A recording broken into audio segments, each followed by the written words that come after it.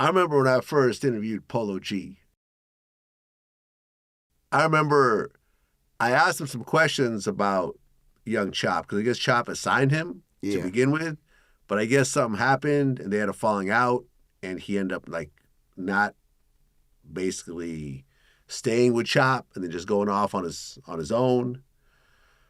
And Polo G blew up.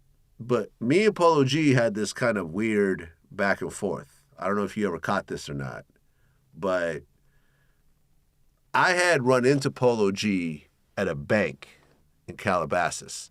And he had like said some shit about me on Twitter, like, oh, Vlad's the police or something. And I'm like, well, that's weird, because when I interviewed him, he told me it was one of his dreams when he was in jail to do a VladTV interview before he got on. Everybody dream, man. It was my dream before I even got on Vlad. To Vlad, academics like Joe Rogan, like Howard Stern, if I can, goddamn shit. I used to watch Howard all the time when I was a kid. Yeah, I always thought it was respectful. So when I seen him say that, I'm like, that's weird. So when I saw him at the bank, and I think he was with his little brother, Trench Baby, at the time, I saw him and we looked at each other and I'm like, what's up, man? Can we go outside and talk? He's like, yeah. So we went outside and talked, and I was just like, hey, man, like, it was a respectful conversation. Nobody was punking each other. I was just like, hey, man, like, you know me. I don't know why you would say that publicly. If you had a problem, you could just hit me. He goes, well, I just don't like some of the things you did with some of these artists. I'm like, all right, I can understand that. Let's just exchange numbers. If you ever have a problem, just hit me directly. And I left it at that. And then, after that, he got into all these issues, gun charge, kidnapping, another gun charge in New York. His brother is in jail for attempted murder. His mom shot at his sister. Another gun charge. And then there's another gun charge now, right? And I remember I said in academics, and I remember I had to go back and look at it. I just said, look, like, I think Polo feels that he's above the law and he can just buy his way out of every situation. And that's unfortunate because it's going to catch up with him. So he was like, yo, we need to talk. And I'm like, all right, here's my number. I mean, you still have it, but here you go. So he got on FaceTime with me. He started screaming at me on FaceTime. And I'm like, listen, man, like, no, I'm a grown man. You're not going to scream at me.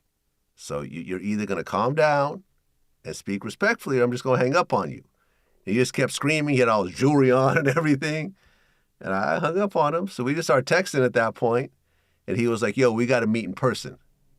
And I'm like, are you crazy right now? Like, you think I'm going to meet with you?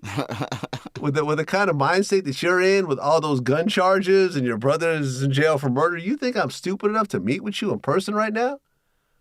Like, you're bugging. And I said, listen, man, like, 19 people I've interviewed over the years have died violently. All of them around your age. So I'm just going to give you some OG advice that you're heading in the same direction. And he's like, man, I would never listen to you. You have no idea, what I've been through. Your advice is worthless. I said, all right, it doesn't matter to me. I'm not the one living your life right now. Sure enough, another gun charge. Are you surprised? Nope. And I won't be surprised when he have to do some time either. I won't be surprised, because you ain't going to keep on traveling, going, catching guns from state to state and not do no time or none of that, And I feel bad for Polo G, man, because it's like, bro, he the money for his family. And it's like his brother did the robbing people in his name.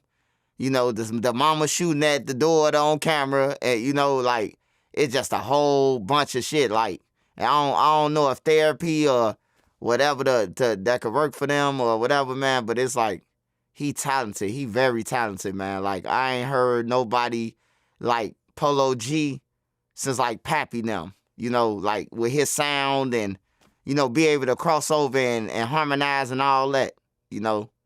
So I hope he get that shit together, man.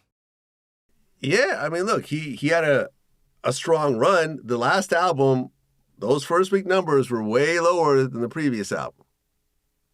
And I remember I told him, I said, look, you want to talk to me in person? Come to VladTV. Come to my studio.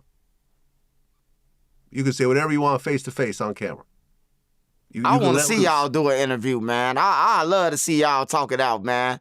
Like, I don't know I why hit him they up. into it with you, Vlad. I want to say this, man, to the public, bro. How can they accuse you of being a police or anything, man, when you actually, you got to sign a paper before you talk to Vlad, and then you get on this motherfucker and say what you gonna say, and Vlad put it out and he the police, but you the one who said it.